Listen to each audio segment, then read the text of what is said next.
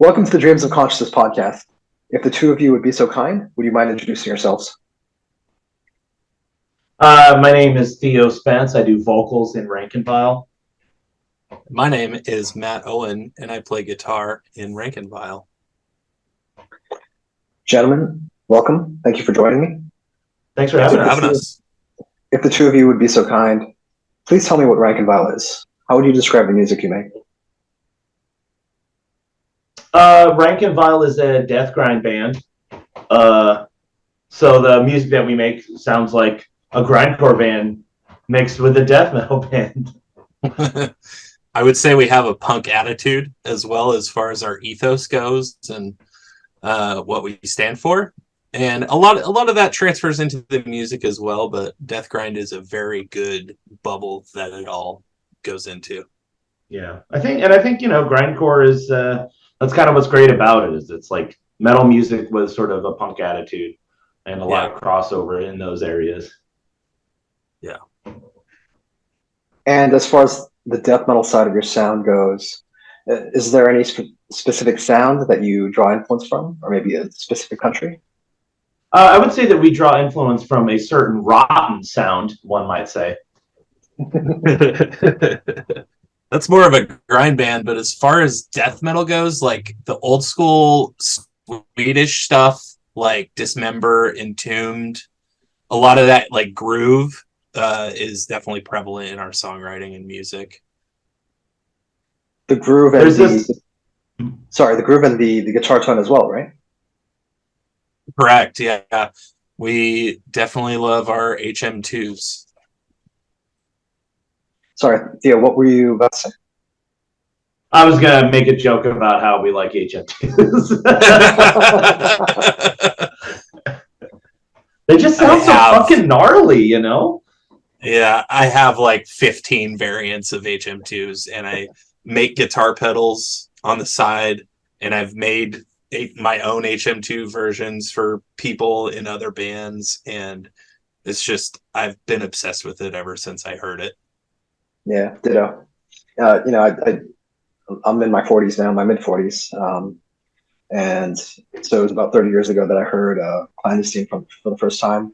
And there's just something about that guitar tone, right? Like it's just so, you described it as rotten. It sounds broken. It sounds like it sounds like somebody trying to claw your ears out. Yeah, and like when it first came out, it was so groundbreaking. Like there wasn't any bands that sounded like that. And then all of a sudden this chainsaw just comes in through the middle of your speakers and you don't really know what to think of it at first. And now it's been like polished and refined and all that stuff, and it's still intriguing today even after all these years to me. Yeah. I mean, it's got a lot of personality to it. As far as like, and we can speak about your recording in more detail, but as far as recording goes, it can be a tricky sound to capture, right?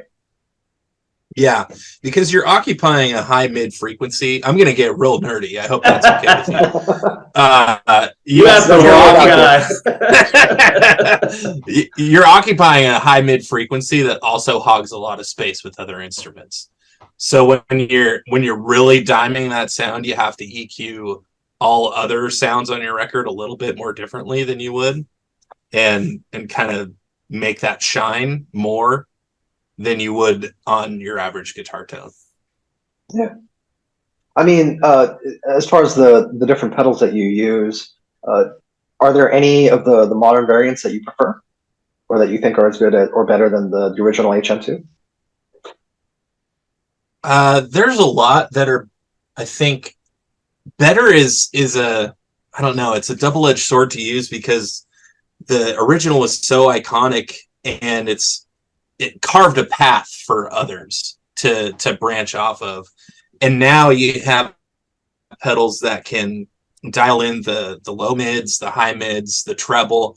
And I prefer those versions because you can really focus in on where you want that chainsaw to plow through.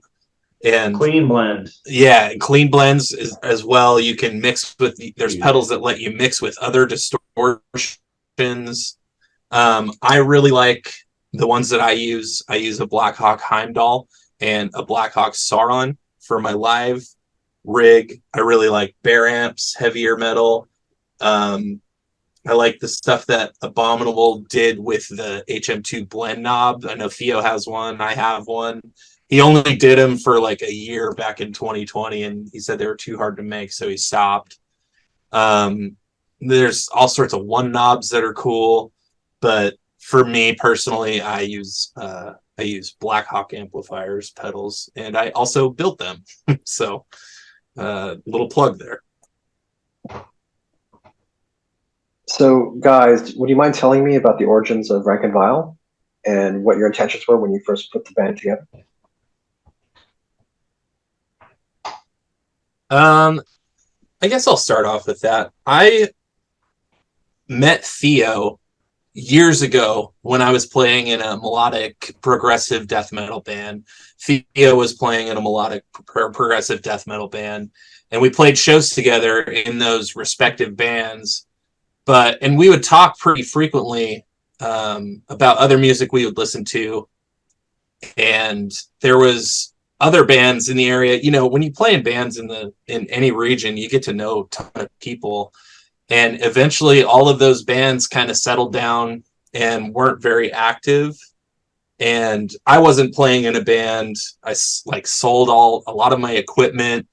And one day I was just listening to Black Breath and I was like, damn, I really want to be in a band that's kind of like this. I want to pursue this kind of sound, the HM2s, the groove, all of that. And I listen to a lot of European grind too, like Rotten Sound and Gadget and Nasm, stuff like that. That really drives me to be creative.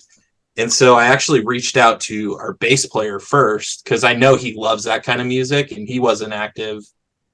And I was like, let's start something up. And right after that conversation, I bought a bunch of gear and I posted a picture of the amp that I bought on Facebook, and the drummer that we have right now texted me or messaged me or commented on the picture and was like, dude, that's sick. Let's get together and jam sometime. And literally that's how we got together the first time, was just us three in the basement. And then the next time we met, I had to come along and not play guitar in a band for once and just be the vocalist. Well, I was asked to play guitar.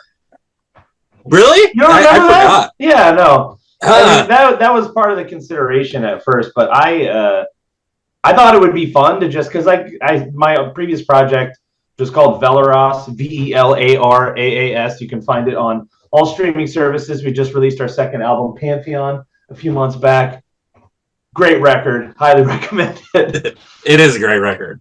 But the band had been kind of on hiatus. But I still had that sort of in my number one spot as my primary project. So I didn't really want to commit to something that required a whole bunch of time, songwriting and doing that sort of stuff and keeping up with guitar parts and whatnot. So I was like, well, why don't I just come and do vocals? And that'll give me a chance to really work on fleshing out my vocal skills, and I could just ham it up and have a good time and just figure out, see what it's like to just be a frontman.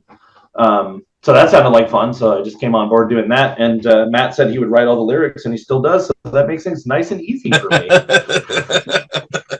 Yeah. And then, so shortly after you joined, did we stop searching for a second guitar player and we were just like, now let's just keep it a 4-piece? Yeah, and that was, I think, when you started pursuing the whole stereo rig idea. Oh, yeah, okay. Yeah. And it's just I can fucking handle it myself. Yeah. Big and you tough do. guy over here. Yeah, I try. Yeah, that's the origins, I guess. Yeah. So how long did it take for you guys to finish working on those songs on that first demo EP, Chameleon Bastard? I would say just the summer of the year we formed. I think it was 2018. We got 3 songs down in the summer and went and recorded in September and played our first show shortly after we got done recording. Okay. Now, and even on that show, we had more songs written that were on the following full length. Right, gotcha. Theo, as far as your vocals go, were you were you trying to do anything specific as far as death metal vocals, or is what you do pretty much what you do? Um, I guess the main thing I was trying to do is just to sort of explore my range a little bit more. Um, because like, you know, in my previous band, I was playing guitar also, and I was doing like a lot of really fast and technical guitar work. So there wasn't a lot of brain power left to really think about what I was doing vocally. I was just kind of like saying the words in whatever range was like kind of comfortable. Um, so yeah, I've spent a lot of time in the band just sort of like fleshing out my range, like pushing my lower screams, and trying to get those lower, get the highs higher, and sort of think about, you know, how those different areas of my range can be implemented to affect different, you know, to complement different kinds of guitar parts and grooves that are happening in the band.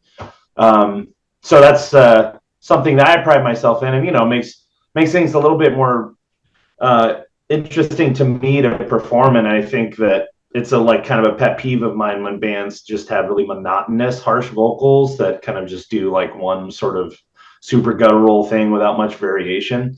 So I kind of try to keep mine like interesting and fresh. Right. And as far as the lyrical content, I think there's you know, you mentioned your punk background. There's a lot of social commentary in your lyrics, and it talks a lot about current events.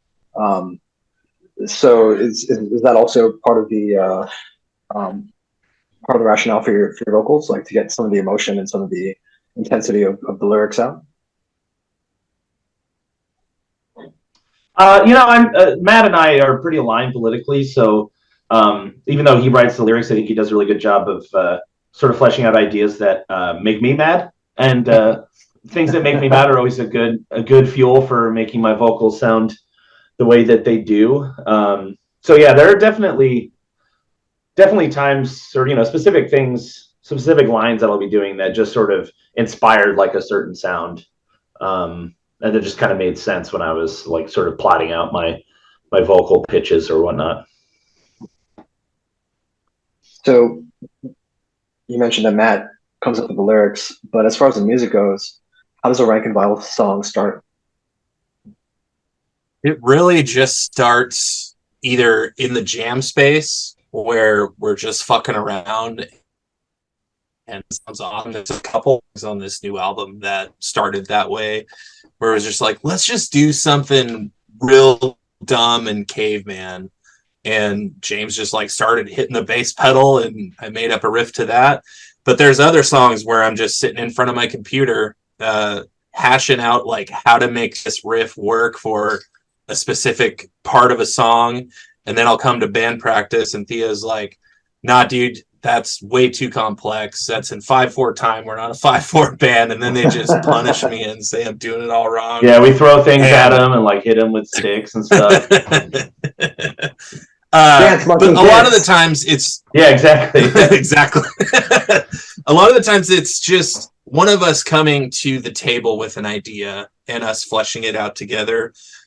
Sometimes I have an entire song written from start to finish, just guitars, and then we show up at practice and work out the drums and teach the bass parts to Leon.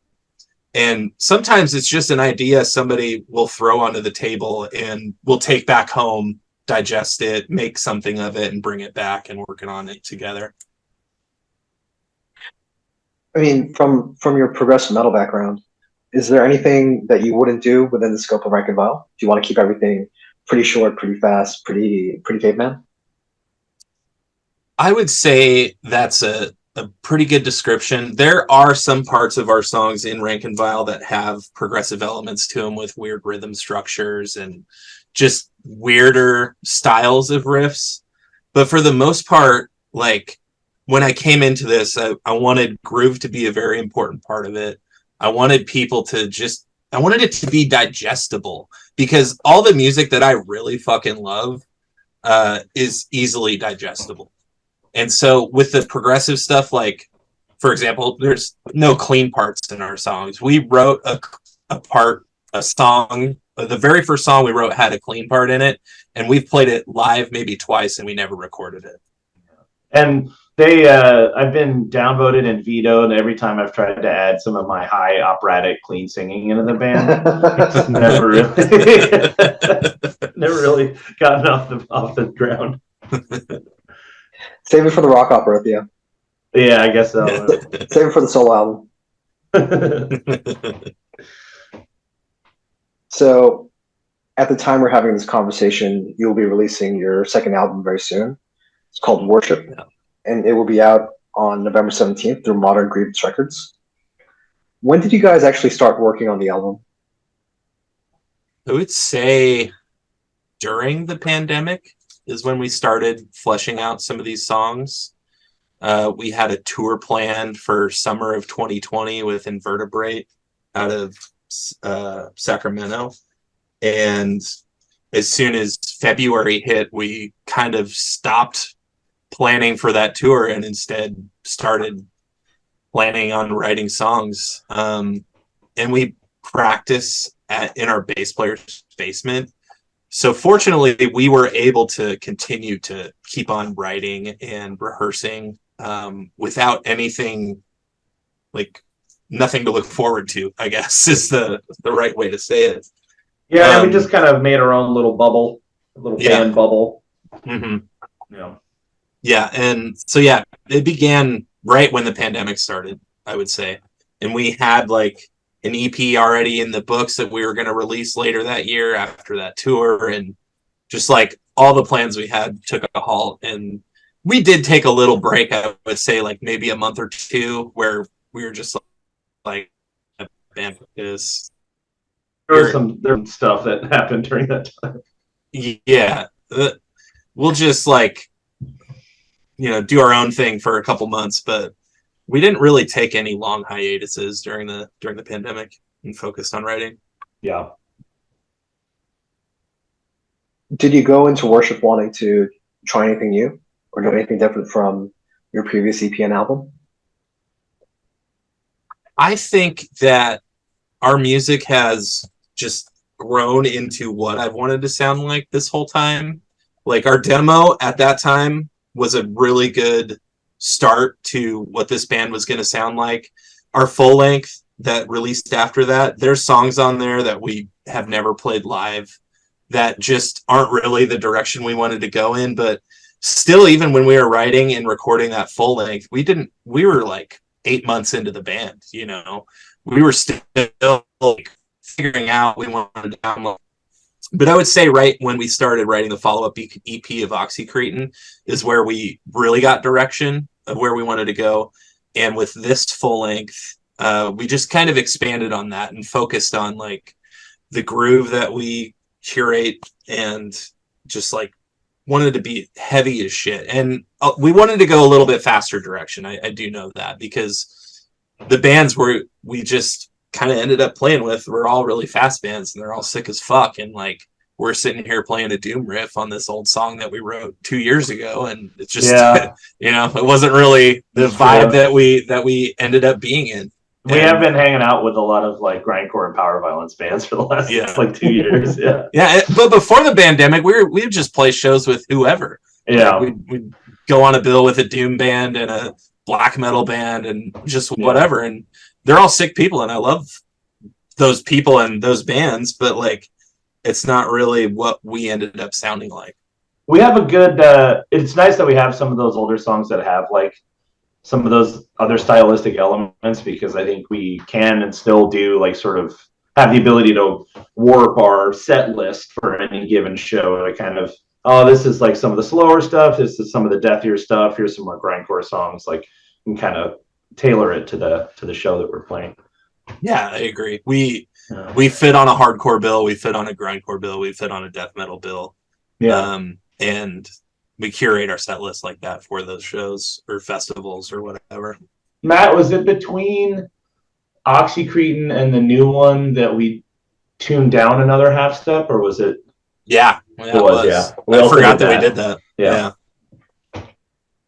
And why was that, Matt? What's that? Why did you decide to tune down half step? Honestly, it was from working on guitar pedals and knowing how the guitar pedals frequency work with your guitar.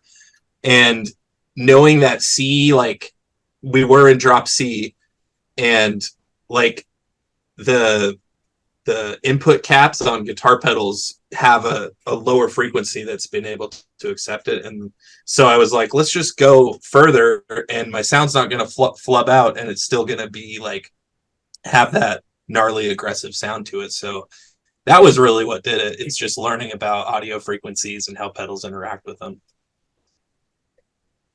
So you started working on this at the beginning of the pandemic or during the pandemic. When were you finished? When were you satisfied with what you had? Still aren't, I think, satisfied entirely with it. Yeah, we'll always be picky with it. Yeah, that's the problem. I literally think we got done writing our last song of this record like a week or two before we went into the studio, which was August of 2022. Okay. I think we recorded last year, right, Theo? Yeah. Yeah. Totally. I don't know. Yeah. So it was a long writing process. Where did you record where did you track? Where did you track the drums and where did you track the rest of the performances? You want to take that, Theo? We recorded the drums at Hallowed Halls in Portland, which is a restored library, I think, right? I think like school library, something like that. Yeah, it's pretty cool. They have like a really big main room. We recorded with our friend Connor, who did the drum engineering. And then we did all the guitars and vocals with Leon Del Muerte at Beastman Audio in Portland. Leon's a great guy. He's been in a lot of amazing bands and is doing some really great studio work these days. So we were happy to get to work with him, and he did a super tremendous job on it. Yeah, and we recorded every single other thing with Fester, who does also amazing work. Yeah, but shout out to Fester for sure. Yeah, the recording space, we wanted to mix it up. We wanted to have a bigger room. We wanted to have access to, more amps, more, whatever. We wanted it to be kind of limitless in a sense of what we could do with this record, because we knew the songs that we had deserved more attention than the previous releases, and that's kind of why we chose a more grandiose recording experience. So we were speaking about some of the classic Swedish death metal bands and some of the newer bands like Black Breath. Leon, of course, was in Impaled, and I used to see Impaled back when I was in college, and I used to hear Leon soundcheck with the first song on Like an Ever-Flowing Stream, that Dismember song. Yeah. So I'm assuming like if you're doing a Swedish death metal inspired grind, somebody who's an Impaled and who's really influenced by that kind of stuff back in the day is somebody that was high on your radar. And that's how I looked at it too. I know that he was kind of newer into the recording process, or like, with the studio work and whatnot. But our bass player Leon knew Leon, and because both of their names are Leon, they met and found out that both of their names are Leon, and they've been friends since then. And it's also a local studio, which was nice for us. We didn't have to travel. But and I saw Leon Del Muerte at one of our shows, and I was like, hey, we're actually going to be ready to record pretty soon. And I heard you were starting up a studio. What do we need to do to record with you? I think you do a great job achieving what we need to. Just instinctually, all the bands that he's been in since I was a teenager that I've listened to over the years, like, yeah, he knows what sounds good. And I had no doubt that he was going to make us sound good too, and he did. But he couldn't record drums, so that's kind of another reason why we pursued a different drum engineer for recording this record. So you recorded the drums with Connor, the guitars and the vocals with Leon, and then Leon mixed everything? Mixed and mastered, yeah. Mixed and mastered, okay. As an engineer, Go ahead. So, no. Please go ahead. We went through several different mixes until we landed on the right one. And like the first one sounded fucking sick. And then it just kept on getting better and better as it went down.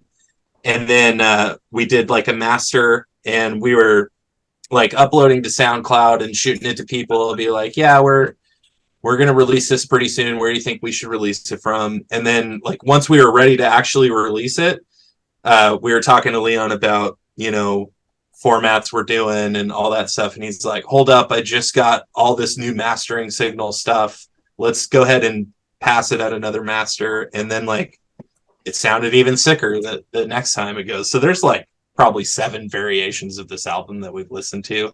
And that took up the bulk of the time from writing to releasing, was reviewing mixes and masters. And a lot of that was procrastination on our end too. Like as soon as the gates lifted for COVID and we were done recording, we kind of hit the ground running and just, put the release of this album on the back burner while we got, festival offers and all that kind of stuff. Yeah, makes sense. As an engineer, what would you say Leon Del Marte's approach is? His approach, he's not like very directive, like, no, you need to do this or you need to do that, but he's a great resource as far as how do we achieve this, and was able to offer tons of direction in that way, like as far as guitar tones go, effects used on vocals, all that kind of stuff. He wasn't like bossy, I guess. He was just there to be a part of the process and was a collaborator. Yeah.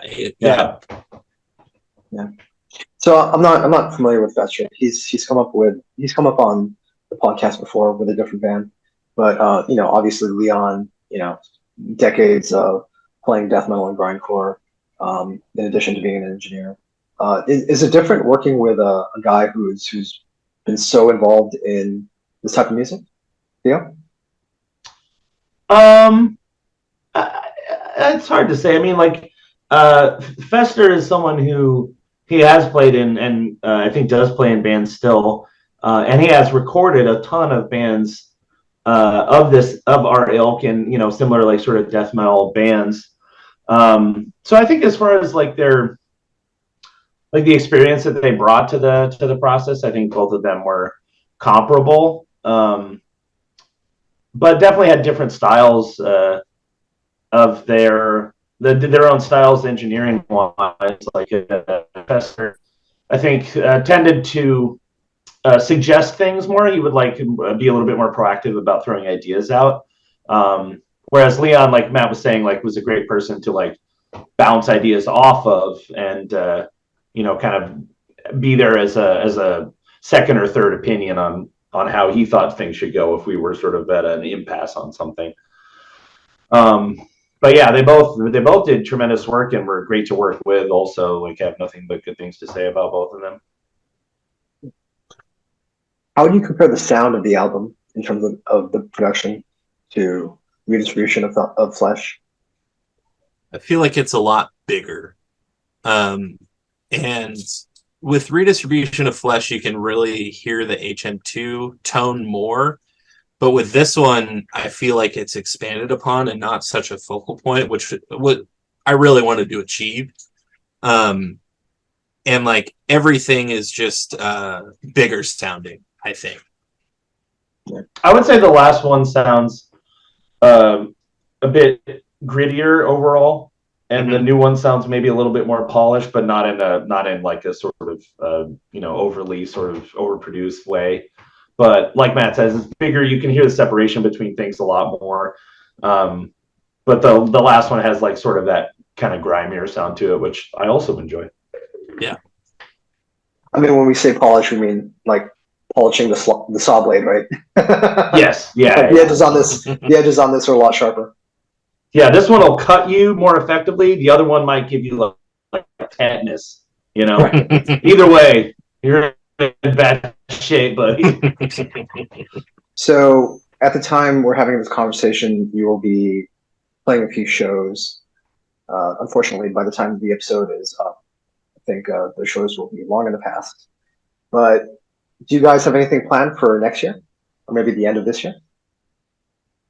The end of this year, we have a show that hasn't been announced yet. That'll be a charity for a local homeless shelter that Theo works with pretty frequently.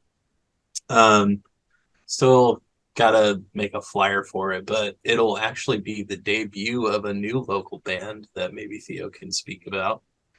Firstly, I would like to correct you and say that I don't necessarily work with Blanchett House frequently. Okay, Yeah. enough to want it to be a charity for. Yes, yes. Okay. Yeah, so I have a new band called Slither that is being debuted at this show. So I'm pulling double duty, and opening for Rank and File with this other band. And I'll be playing guitar in this one and doing vocals. So I'm getting a chance to get my guitars out and my pedals and amps and stuff, which is exciting. Yeah. Nothing really planned for next year. There's some festivals that we'll probably end up playing that we enjoy going on runs. We've been talking the last couple weeks about doing a week-long West Coast tour around some of those things, and I'm hoping that that comes to fruition, but there hasn't really been a lot of groundwork put into that yet.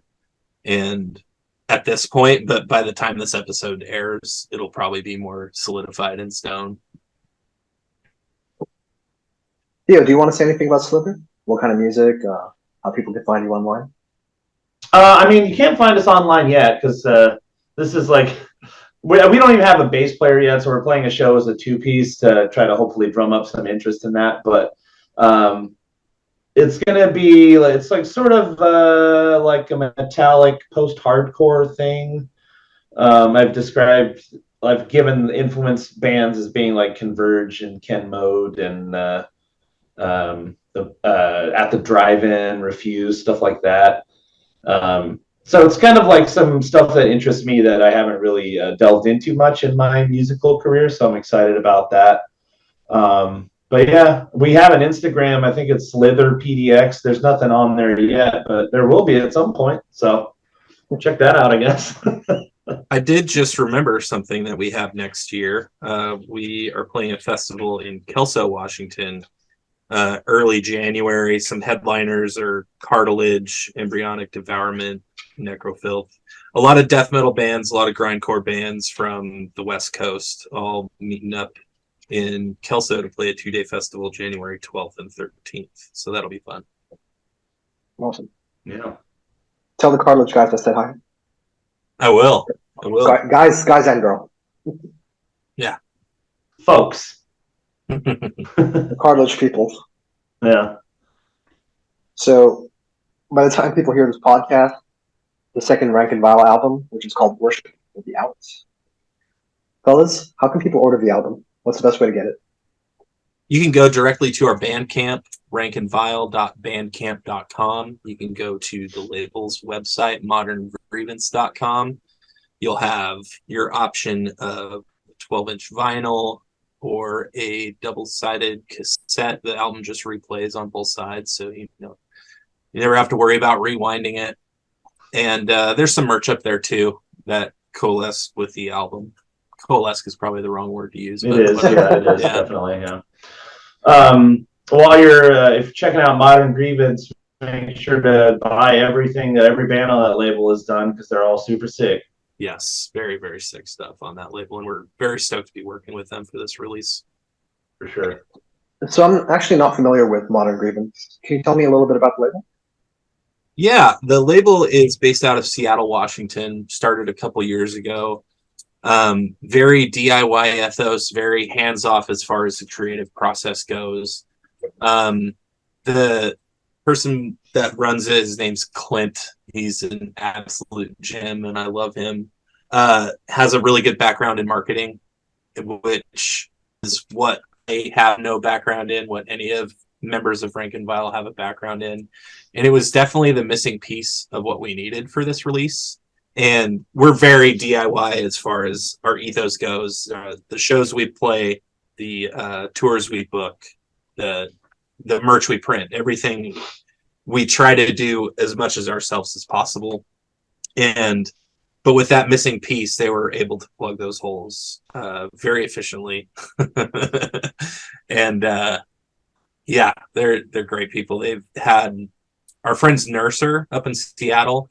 We've played a few shows with them over the past few years, and a couple other Seattle bands that are on the heavier side that we play with all had glowing reviews about working with them. So, yeah, that's why we ended up with them. Very cool.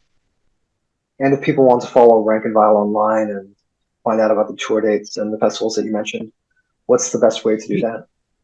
I would say Facebook and Instagram, but not a lot of people go on Facebook anymore. Instagram is definitely the best way that you can see our stories and see our flyers and see all the news that is pertaining to us. And that's our username is Rank and Vile Grind on there. And we all know that Twitter is just a dumpster fire, or X that it's now known as. So we're not active on there. Instagram is definitely the best place. And it's Rank and Vile Grind. You can find me on LinkedIn.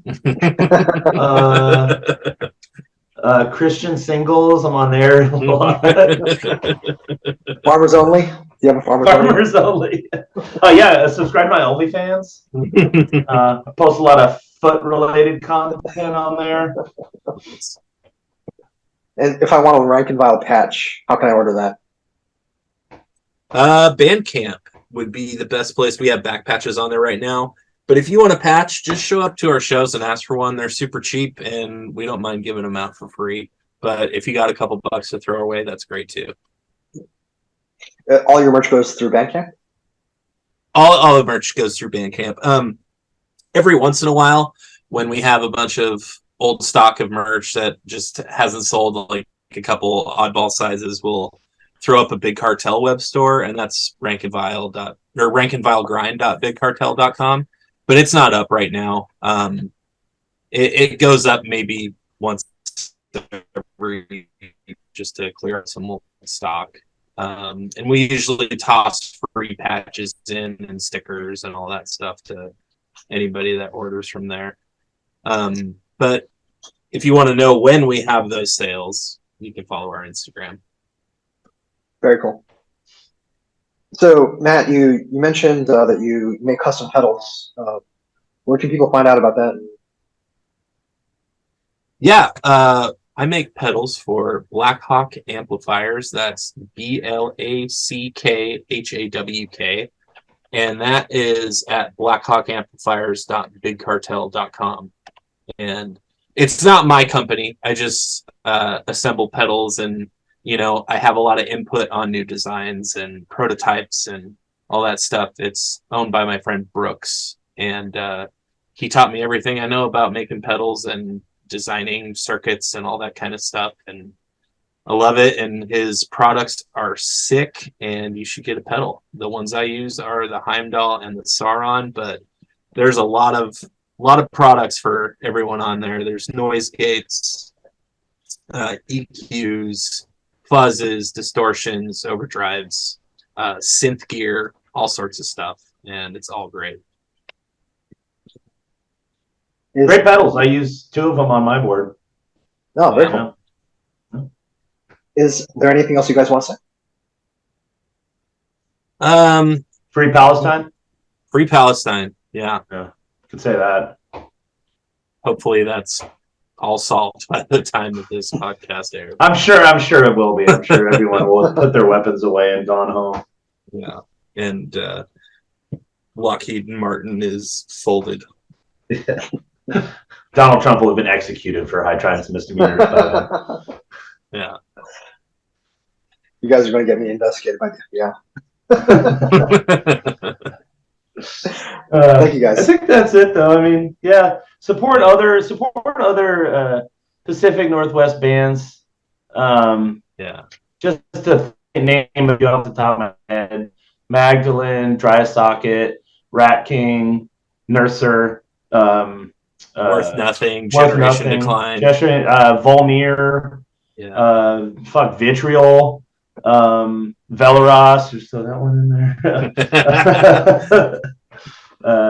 A million that I'm forgetting, but there's such an Narc. Throw Narc in there. They're from Utah, but good enough. There's so many amazing bands in our scene that we've met by being in this band, which is like one of the best things about it, is just being able to meet and become friends with so many amazing people. So yeah, check all those bands out. Very cool. And Thank you guys so much. thank you for your time, Adrian. Oh, Yeah. That's something else I want to say. my pleasure. I always love growing out Absolutely. about death metal and grindcore. Take Oh, care, yeah. guys. Hell yeah. Thanks, man. Thank you again.